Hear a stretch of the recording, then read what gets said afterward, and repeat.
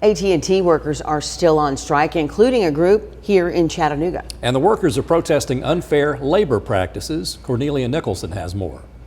Fight for what is right. Driving down MLK Boulevard, you might see people in red shirts chanting and holding signs that read "Fighting for the middle class" and "Honk if you support workers." The first bunch of us got here about 7 o'clock this morning, and we'll probably leave about 6 or 7 tonight. They're AT&T workers, like Bill Slack.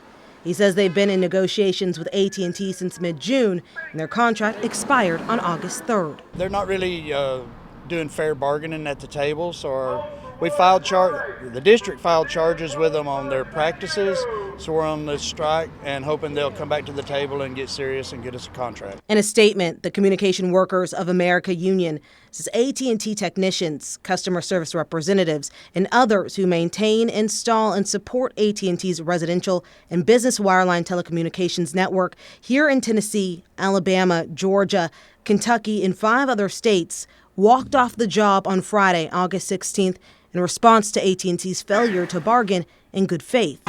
Slack says their group has been out on MLK Boulevard since Saturday morning. The people are out here what we call in the core contract. It's your repairmen, the people that do UVERS, our construction department, fiber splicers, and many more. Some of the strikers have been with AT&T for several decades. I have 2 ladies here. One has 49 years service, one 52, and they're an important part of our network.